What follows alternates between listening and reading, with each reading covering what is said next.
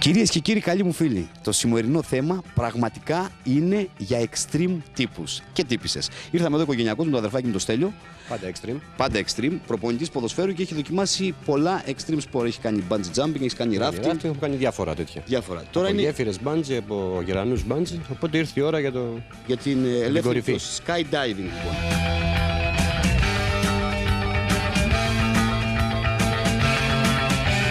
Θα γνωρίσουμε πρώτα τον εκπαιδευτή της σχολής, τον καλό μας φίλο τον Κυριάκο τον Δαμανάκη. Γεια σου Κυριάκο.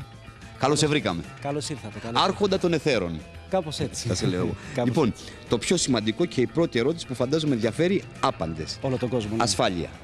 Απόλυτη. Απόλυτη ασφάλεια. Μονολεκτικά. Απόλυτη. Πολύ πιο ασφαλές να ανέβεις σε αεροπλάνο να πηδήξεις και να προσγειωθείς παρά να πάρεις το αυτοκίνητο από το σπίτι σου και να πας είτε στη δουλειά σου είτε για διασκέδαση. Τάντεμ, τι ακριβώς ονομάζουμε? Τάντεμ είναι είδος άλματος το οποίο έχει την εξής έννοια. Ο εκπαιδευτής φυσικά και μόνο φοράει το αλεξίπτωτο, το οποίο έχει συγκεκριμένες ιδιότητες και ικανότητες και αυτές είναι οι εξής. Μπορεί να κουβαλήσει δεύτερο άτομο. Το συγκεκριμένο Το αλεξίπτωτο. συγκεκριμένο αλεξίπτωτο. Μιλάμε για αλεξίπτωτο τάντεμ πάντα. Μάλιστα. Μπορεί λοιπόν το αλεξίπτωτο το συγκεκριμένο να κουβαλήσει δεύτερο άτομο. Οποιοςδήποτε με 10 λεπτά ενημέρωση και μόνο μπορεί να φορέσει την αντίστοιχη εξάρτηση, η οποία θα τη βάλουμε στο Στέλιο μετά, Μάλιστα. να ενημερωθεί από τον εκπαιδευτή για τις διαδικασίες του άλματος, να ανέβει στο αεροπλάνο και να κάνει άλμα. Ερχόμενος λοιπόν κάποιος εμάς εδώ πέρα, μπαίνει στη διαδικασία του να εκπαιδευτεί γύρω στις 8 με 10 ώρες επιγείου εκπαιδεύσεως, καλύπτοντας θεωρητικό και πρακτικό κομμάτι.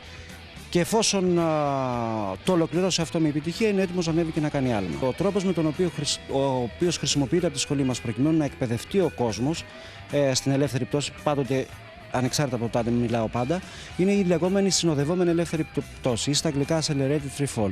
Και συγκεκριμένα τι γίνεται? Μετά από 8-10 ώρες επιγείου εκπαιδεύσεως, ο μαθητής για το πρώτο του άλμα ξεκινάει με 2 εκπαιδευτές. Οι οποίοι εκπαιδευτές τον κρατάνε αριστερά και δεξιά αντίστοιχα και φεύγουν μαζί του. Και φεύγουν μαζί του και του μαθαίνουν όλες τις κινήσεις και όλα τα. Του μαθαίνουν όλες τις κινήσεις πάνω στον αέρα με νοήματα. Σε πόσα άλματα ο αθλητής πλέον μπορεί να φύγει μόνος του? Πόσα άλματα πρέπει να κάνει? Αυτό εξαρτάται σε σχέση με την πρόοδο του κάθε αθλητή, αλλά ουσιαστικά τα στατιστικά λένε ότι, όχι μόνο τα στατιστικά, το βλέπουμε μπροστά μας σε καθημερινή βάση. Σε 8 με 10 άλματα κάποιος μπορεί να πετάξει μόνος του με ασφάλεια.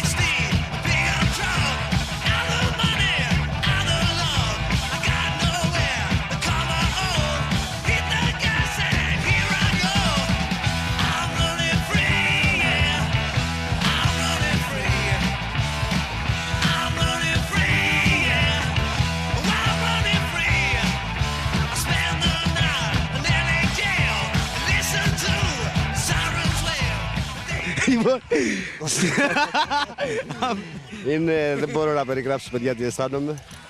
Είναι ό,τι καλύτερο, ό,τι πιο μαγικό μπορεί να δοκιμάσει ο άνθρωπος. Τα είδα όλα με λίγα λόγια. Ειδικά η έξοδος από το αεροπλάνο είναι κάτι, δηλαδή, Κώστα, δεν μπορώ να το περιγράψω. Είναι μαγικό.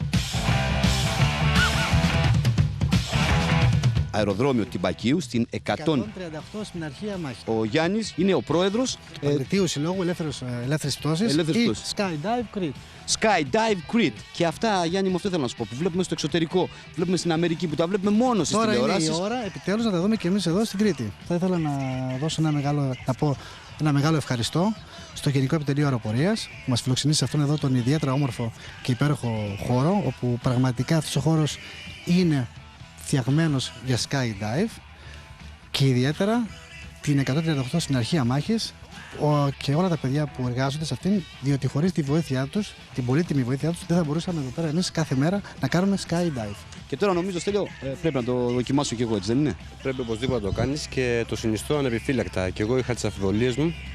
Είναι κάτι που άμα δεν το κάνεις δεν μπορεί να το εξηγήσεις. Απλά πράγματα. Αλλά εγώ θα μπορούσα να πω στον κόσμο ότι είναι απόλυτα ασφαλές, γιατί αυτό ενδιαφέρει και εμένα όπως και όλους όσοι θέλουν να το κάνουν.